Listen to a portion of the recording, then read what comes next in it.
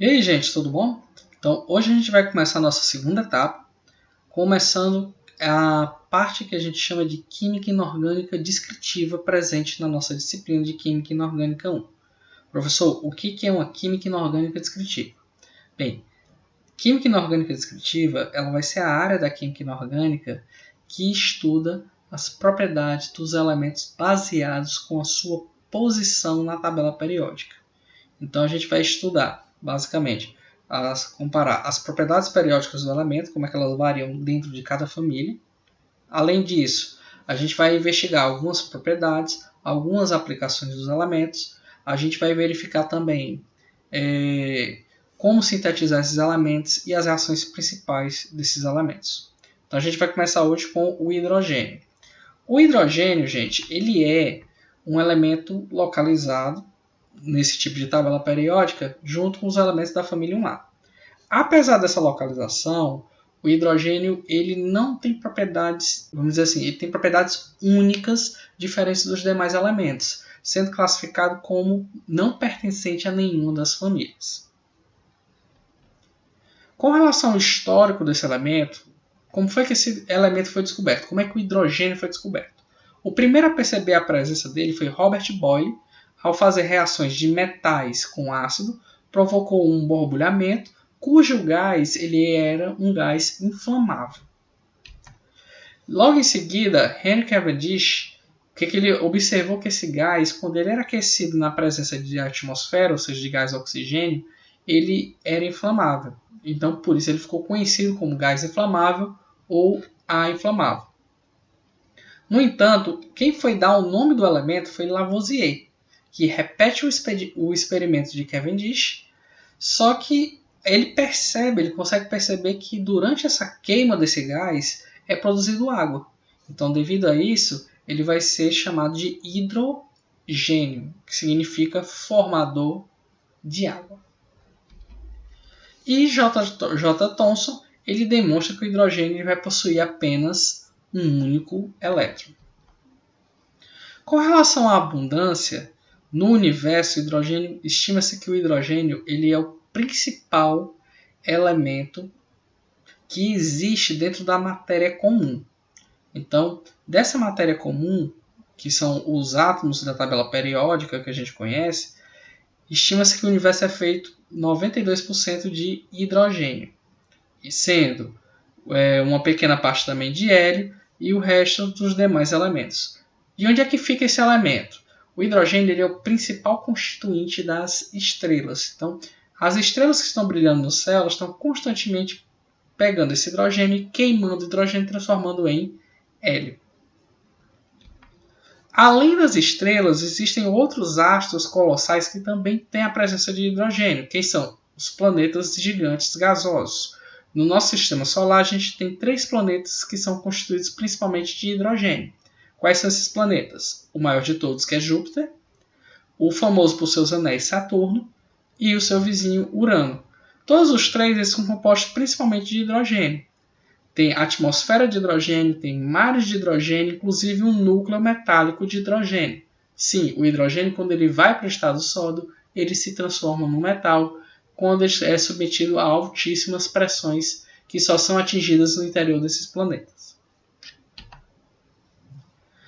Com relação ao nosso planeta, onde é que a gente localiza o hidrogênio? Bem, o hidrogênio ele vai ser presente nos oceanos e na atmosfera. Ele vai ser encontrado na forma elementar de H2, principalmente nos gases expelidos pelos vulcões. E a maior parte desse hidrogênio a gente vai encontrar na maior substância que tem no nosso planeta, que vai ser a água. Então, a água vai ser composta de hidrogênio e oxigênio. Além desses 2 cantos, onde é que a gente encontra esse elemento? Se a gente for pegar e comparar todos os elementos que a gente tem dentro do nosso planeta, a gente verifica que o hidrogênio vai ser o 10º elemento mais abundante da crosta terrestre. E onde é que está presente esse elemento?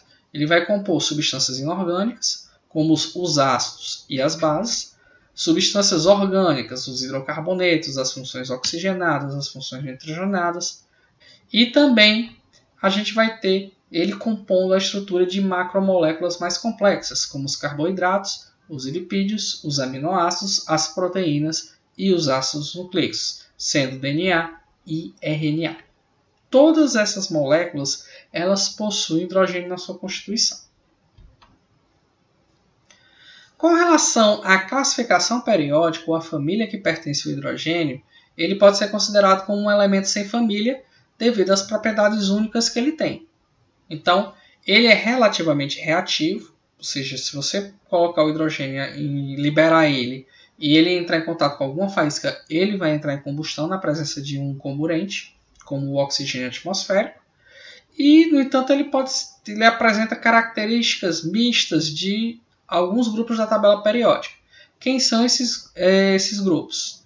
O grupo 1, que é o grupo dos metais alcalinos. Por que o hidrogênio pode ter propriedades do grupo 1? Porque ele possui um único elétron na camada de valência. Ele tem a tendência a formar também íons positivos com carga mais 1.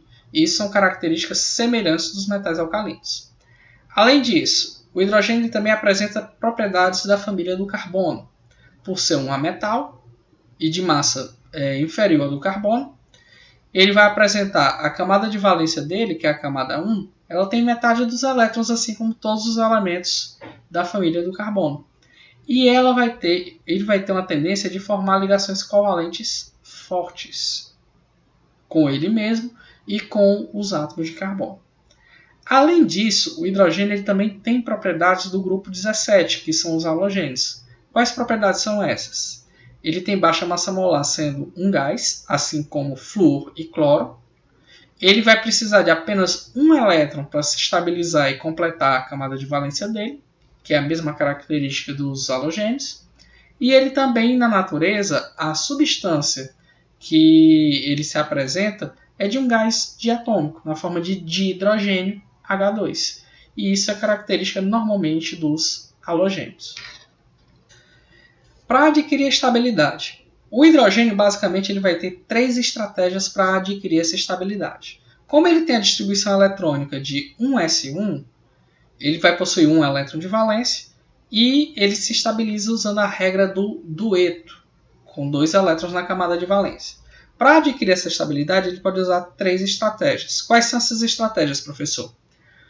Ou ele vai formar uma ligação covalente, compartilhando esse um elétron que ele tem, normalmente é formado com ametais, ou ele pode perder esse elétron, formando o íon H+, a gente vai ver que esse íon H+, ele não é tão estável quanto a gente pensa, e ele é o que vai classificar um composto como ácido.